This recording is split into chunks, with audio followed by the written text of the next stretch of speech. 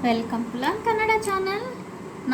Today I am going to teach you the गादे मातु कई केसरादरे by ಮೊಸರು. कई is the and केसरादरे यानी कि डट हुआ तो बाई ಮೊಸರು हमारा मुंह में यानी ಮೊಸರು इज द कर्ड मिलेगा करके. ಗಾದೆ ವೇದಗಳಿಗೆ ಸಮಾನ, ವೇದಗಳು ಸುಳ್ಳಾದರೂ ಗಾದೆ ಸುಳ್ಳಾಗಲಾರದು. ಕೈ ಕೆಸರಾದರೆ ಬಾಯಿ ಮೊಸರು, ಇದು ನಮ್ಮ ಹಿರಿಯರು ಅನುಭವದ ಮಾತಾಗಿದೆ. ನಾವು ನಮ್ಮ ಜೀವನದಲ್ಲಿ ಕಷ್ಟಪಟ್ಟರೆ ಮಾತ್ರ ಸುಖವಾಗಿ ಜೀವನ ನಡೆಸಲು ಸಾಧ್ಯ ಎಂದು ಈ ಗಾದೆ ಅರ್ಥವಾಗಿದೆ. हम लोग अपना लाइफ में यदि एफर्ट डाल के कोई भी काम करोगे तब जाके आप सक्सेसफुल हो जाएंगे.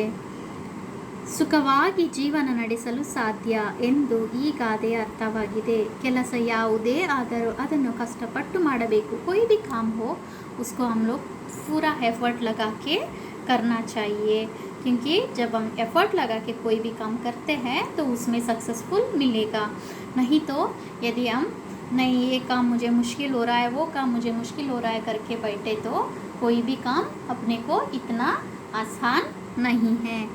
ಆದರೂ ಅದನ್ನು ಕಷ್ಟಪಟ್ಟು ಮಾಡಬೇಕು. ನಮ್ಮ ಕೈ ಕೆಸರಾಗುತ್ತದೆ ಎಂದು ತಿಳಿದು ಯಾವುದೇ ಕೆಲಸವನ್ನು ಮಾಡದೆ ಇದ್ದರೆ हमारा हाथ डर्ट होगा करके कोई भी काम हम करेंगे नहीं तो ನಾಳೆ ನಾವು ಕಷ್ಟಪಡಬೇಕಾಗುತ್ತದೆ. कल हम लोगों को मुश्किल का टाइम आ सकता है. ಯಾವುದೇ ಕೆಲಸವಾದರೂ ಶ್ರಮದಿಂದ ಮಾಡಿದರೆ कोई भी काम हम लोग उसमें एफर्ट डाल के करेंगे, ನಾವು ನಾಳೆ ಅದರ ಸುಖವನ್ನು ಪಡೆಯುತ್ತೇವೆ. कल जाके हमारा लाइफ बहुत अच्छा से चलेगा ಎಂದು ಈ ಗಾದೆ ಮಾತಿನ ಅರ್ಥವಾಗಿದೆ.